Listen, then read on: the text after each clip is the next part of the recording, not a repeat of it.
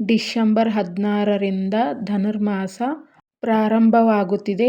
ಈ ಮಾಸದಲ್ಲಿ ಮಾಡಬೇಕಾದ ಕೆಲಸಗಳು, ಮಾಡಬಾರದ ಕೆಲಸಗಳು, ಯಾವ ದೇವರನ್ನು ಈ ಮಾಸದಲ್ಲಿ ಪೂಜಿಸಿದರೆ ಅದೃಷ್ಟ, ಐಶ್ವರ್ಯ, ದೈವ ರಕ್ಷಣೆ ಸಿಗುತ್ತದೆ ಎಂದು ಈಗ ನೋಡೋಣ ಬನ್ನಿ.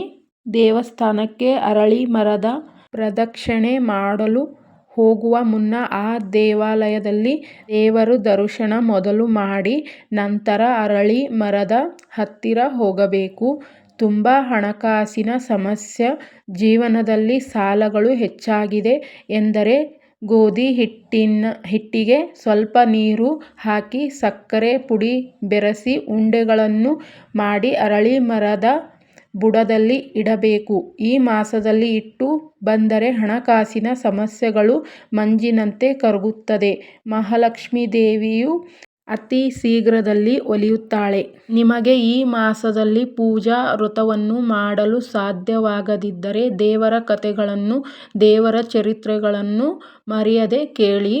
ಸಾಧ್ಯವಾದರೆ ನದಿ ಸ್ನಾನ, ಸಮುದ್ರದ ಸ್ನಾನ ಮಾಡಿ ನಿಮ್ಮ ಕೈಲಾದಷ್ಟು ದಾನ ಧರ್ಮ ಮಾಡಬೇಕು. ಇದರಿಂದ ನಿಮ್ಮ ಕಷ್ಟಗಳೆಲ್ಲ ದೂರವಾಗಿ ದೇವರ ರಕ್ಷಣೆ ಸಿಗುತ್ತದೆ. ಈ ಮಾಸದಲ್ಲಿ ಬೆಳಗ್ಗೆ ಬೇಗ ಎದ್ದು ಅರಳಿ ವೃಕ್ಷವನ್ನು ಪೂಜಿಸಿ ಪ್ರದಕ್ಷಿಣೆ ಮಾಡಿ ನಾಗರಕಟ್ಟೆಗಳಿಗೆ ಪೂಜೆ ಮಾಡಬೇಕು. ಪ್ರತಿ ಪ್ರದಕ್ಷಿಣೆಯಲ್ಲೂ ನಾಗರಕಟ್ಟೆಗಳನ್ನು ಮುಟ್ಟುವುದು, ಅರಳಿ ಮರವನ್ನು ಮುಟ್ಟುವುದು ಮಾಡಬೇಡಿ.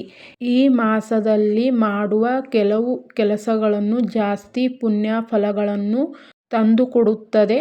ಸೂರ್ಯನ ಧನು ರಾಶಿಗೆ ಪ್ರವೇಶಿಸುವ ಕಾಲವನ್ನು ಧನುರ್ಮಾಸ ಎಂದು ಕರೆಯುತ್ತಾರೆ. ರಾಶಿಗಳ ಸಂಖ್ಯೆ 12. ಧನುರಾಶಿಯು 9. ಸೂರ್ಯನು ಧನುರಾಶಿಯನ್ನು ಪ್ರವೇಶಿಸಿ ಅಲ್ಲಿಂದ ಬಿಡುವವರೆಗೂ ಅಂದರೆ ಮಕರ ರಾಶಿಯನ್ನು ಸೇರುವವರೆಗೂ ಧನುರ್ಮಾಸ ಆಚರಿಸುತ್ತಾರೆ. ಯಾವ ಸಮಯದಲ್ಲಿ ಸೂರ್ಯನು ಧನುರಾಶಿಯನ್ನು ಪ್ರವೇಶಿಸುತ್ತಾನೆ ನಂತರವೇ ಧನುರ್ಮಾಸವು ಮಾಡಬೇಕಾಗುತ್ತದೆ. ಧನುರ್ಮಾಸದಲ್ಲಿ ಸೂರ್ಯ ಉದಯಕ್ಕೂ ಮುಂಚೆನೇ ಎದ್ದು ಮನೆ ಕೆಲಸಗಳು ಇತ್ಯಾದಿ ಕೆಲಸಗಳನ್ನು ಮುಗಿಸಿ ದೇವರ ಪೂಜಾ ಕಾರ್ಯಗಳನ್ನು ಮಾಡಬೇಕು.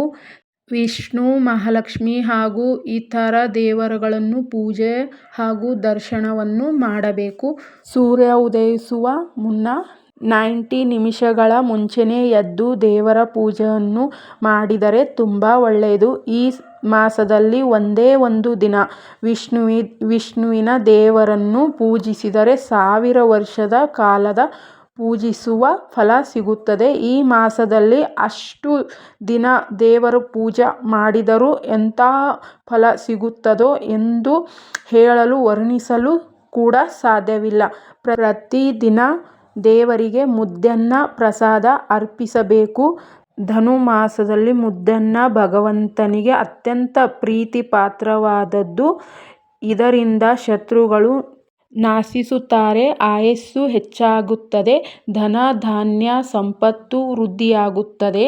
ಮುದ್ದನ್ನವನ್ನು ಅಕ್ಕಿ ಮತ್ತು ಹೆಸರುಬೇಳೆ ಸ್ವಲ್ಪ ಪ್ರಮಾಣದಲ್ಲಿ ಸೇರಿಸಿ ಮಾಡುವುದು ಅತ್ಯುತ್ತಮ. ಅಕ್ಕಿಯ ಪ್ರಮಾಣದ ಅರ್ಧದಷ್ಟು ಹೆಸರುಬೇಳೆ ಸೇರಿಸಿ ಮಾಡುವುದು ಉತ್ತಮ. ಅಕ್ಕಿಯ ಪ್ರಮಾಣಕ್ಕಿಂತ ಕಾಲುಭಾಗ ಹೆಸರುಬೇಳೆ ಸೇರಿಸಿ ಮಾಡುವುದು ಅತ್ಯುತ್ತಮ ಫಲವನ್ನು ನೀಡುತ್ತದೆ. ಧನುರ್ಮಾಸದಲ್ಲಿ ಬೆಳಗ್ಗೆ ಬೇಗ ಎದ್ದು ದೇವರ ಪೂಜೆ ಮಾಡಿ ಸಂಜೆ ಸಮಯದಲ್ಲಿ ಬಾಗಿಲಿನಲ್ಲಿ ಕುಳಿತು ಅಕ್ಕಪಕ್ಕದವರ ಮನೆಯವರ ಬಗ್ಗೆ ಮಾತನಾಡುವುದು ಚಾಡಿ ಹಾಗೂ ಸುಳ್ಳನ್ನು ಹೇಳಿದರೆ ನೀವು ಎಷ್ಟೇ ಪೂಜೆ ಮಾಡಿದರೂ ಭಕ್ತಿಯಿಂದ ಮಾಡಿದರೂ ಫಲ ಸಿಗುವುದಿಲ್ಲ.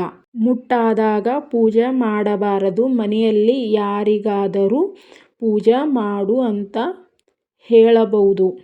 ಮನೆಯಲ್ಲಿ ಯಾರೂ ಇಲ್ಲವಾದರೆ 5ನೇ ದಿನಕ್ಕೆ ಅಥವಾ ಕಳೆದ ಮೇಲೆ ಮತ್ತೆ ನೀವೇ ಪೂಜೆ ಮಾಡಬಹುದು.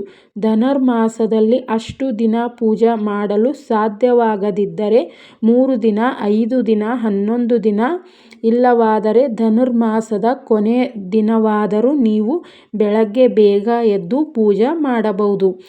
ಈ ಮಾಹಿತಿ ನಿಮಗೆ ಇಷ್ಟವಾದರೆ ವಿಡಿಯೋಗೊಂದು ಲೈಕ್ ಕೊಡಿ. ಅಂಜಲಿ ರೆಡ್ಡಿ ಯೂಟ್ಯೂಬ್ ಚಾನಲ್ಗೆ ಫಾಲೋ ಮಾಡಿ. ಧನ್ಯವಾದಗಳು. ದೇವರು ಎಲ್ಲರಿಗೂ ಒಳ್ಳೆಯದು ಮಾಡಲಿ. Thank you.